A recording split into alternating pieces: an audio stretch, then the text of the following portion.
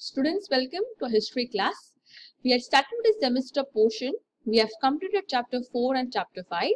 Today, we begin with chapter 6 of history, beginning of the freedom movement. In this chapter, we will cover the following points.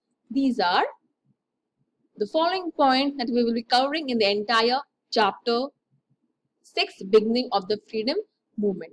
But today in this video, we will first learn the meaning of centralization of administration during British rule, economic exploitation, Western education, study of ancient Indian history, contribution of newspapers, establishment of Indian National Congress, objective of Indian National Congress, and moderate phase. So let's get started with the 6th chapter of history, beginning of freedom movement. Now, English education made mixed effects on Indian society. All of us know that India was not aware or was not knowing the language of English. It was because of Britishers that India got to know the language of English. Today, we study in the English medium school because only of the Britishers. So, English education was very important to develop the Indian society. It had made mixed effects on Indian society. Seeds of nationalism grown in Indian society. Now, since we have learned that earlier when the Britishers came to India, Indians did not know why they had come, what were they going to do. But slowly and gradually, as the Indians got educated, they understood that Britishers had come to India only for the purpose of ruling the country of India. And for that reason, they understood it was very important for them to fight against the Britishers. So the seeds of nationalism. Nationalism means Indians now started to learn to love their own country, protect their own country, respect their country. That is called as nationalism. Nationalism means love for our own country, protecting, and the feeling to save our country from the Britishers. So now Indians were now focusing on protecting India from the Britishers. Now, centralization of administration during British rule. Now, people from different parts of country came into contact with each other and the communication and feeling of nationalism increased. Now, we have learned that Britishers that introduced first train in India, they started postal services, they started telegram services, which helped the Indians to communicate or come closer with one another, which again increased their feeling of nationalism. What is economic exploitation? We have learned that lot of policies were brought up by the Britishers in the country of India, which adversely affected the Indian farmers. Okay. Before that, all of us know that agriculture was the backbone of Indian economy. Backbone is the main body part. All of us have a backbone, right? Without backbone, we cannot sit, we cannot stand, we cannot walk. So, similarly, agriculture was the backbone or the main thing of the Indian society. And when Britishers came to India, they first affected or they destroyed the Indian farmers. Indirectly, they affected or they disturbed the Indian backbones. Agriculture was disturbed because of agriculture. It was the backbone. The economy of India was completely shattered. And because of decline of traditional industries, people became unemployed. Various industries or factories got shut down in India. People became jobless or they became unemployed. Western education gave ideas such as justice, liberty, equality, and democracy. Since Western education means English education or English language, this education was also a positive point for the Indians as they gave ideas such as justice. Justice is Nyay Insaf. Liberty means respecting each other, respecting our own self, and also respecting their own country.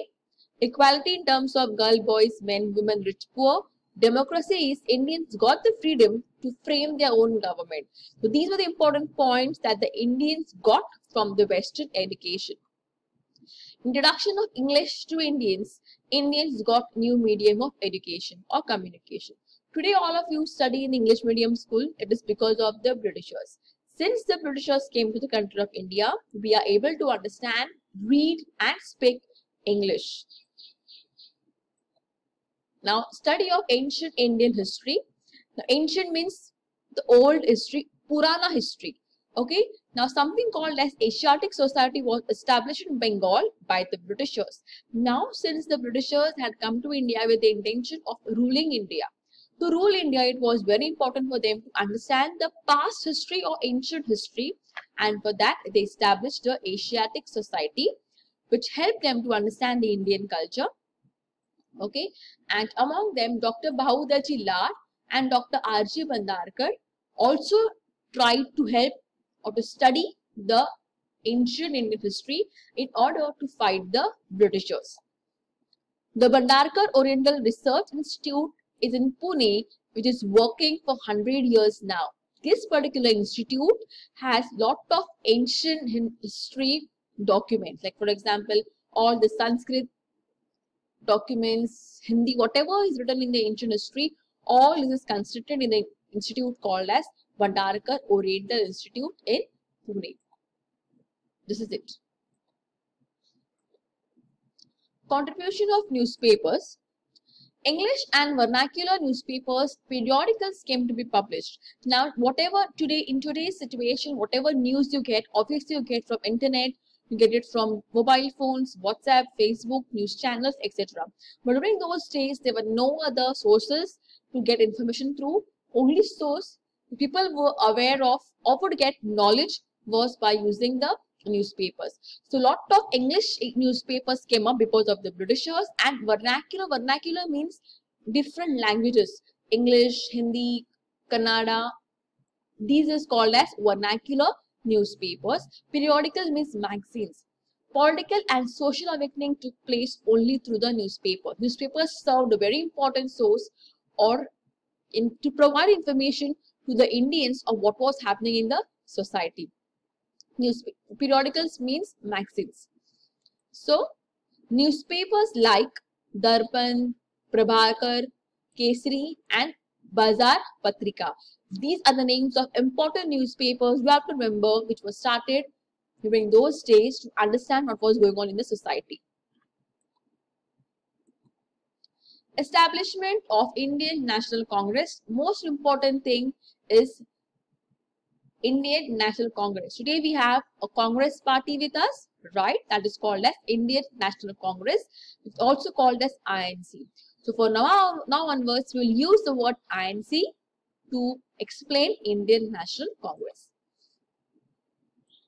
The first session of this Indian National Congress was held on 20th December 1885 at Gokuldas Tejpal Sanskrit School in Mumbai. You have to understand, session means it's a meeting. So a committee, a political party was established, and that political party was named as Indian National Congress, INC.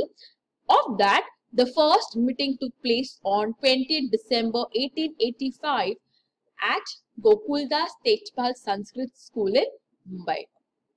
And the first president of this was Umesh Chandra Banerjee. He was the first president of this session. Remember, do not forget, the first meeting took place on 20th December 1885 at Gokuldas Tejpal Sanskrit School in Mumbai, and the president was Umesh Chandra Banerjee. Alan Octavian Hume was a British officer who also was a part of the INC, representative of the British. Objective of the Indian National Congress or INC. Why was this INC or this political party formed?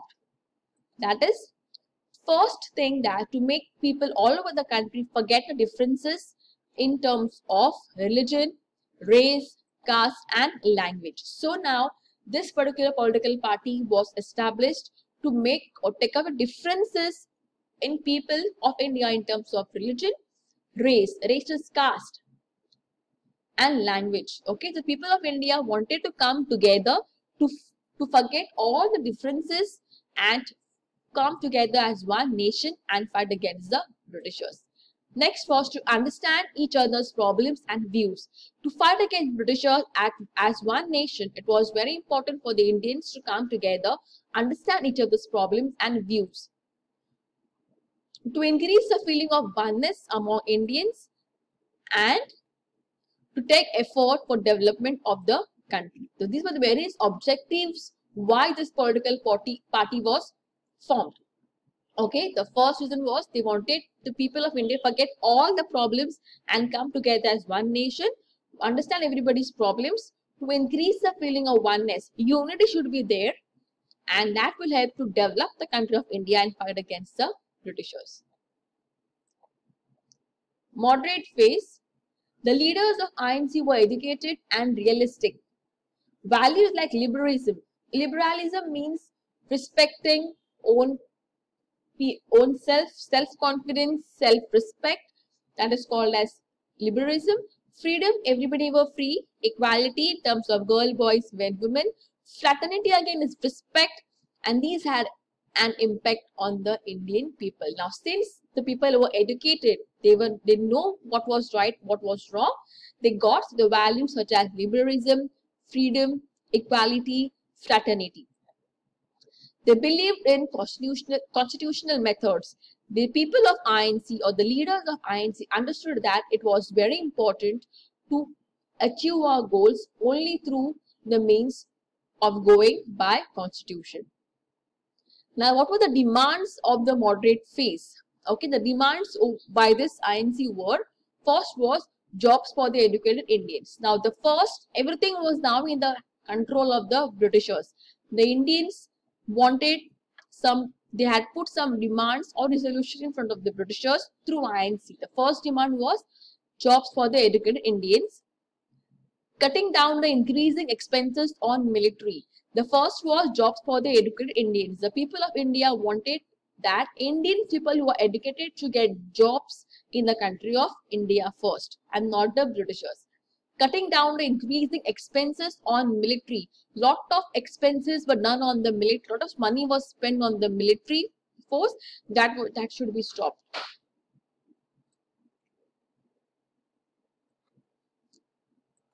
Third was safeguard legal rights of Indians. It was very important. The Indians wanted to protect their rights, whatever basic rights the Indians had.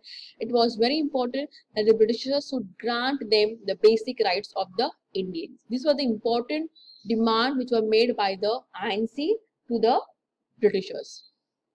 The Britishers used divide and rule policy. We have studied the meaning of divide and rule. So the Britishers now realized that Indians are coming together as one nation. It was very important to break down their unity. And to break down the unity, the Britishers used something called as divide and rule policy. This means they divided the Muslims and the Hindus so that they would not be united and they would become weak in front of the Britishers.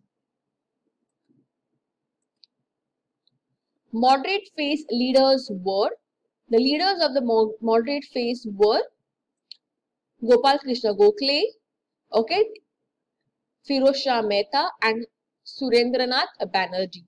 Now remember the names of the leaders who worked for the moderate phase. The initial phase of the INC was called as moderate phase. Okay, so that was Gopal Krishna Gokhale, Firoz Shah Mehta and Surendranath Banerjee. Today we have learned the meaning of centralization of administration.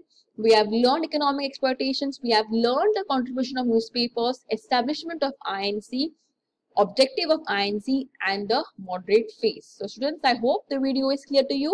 I request all of you to please read your books if you have got, watch the video and solve the assignment. Thank you.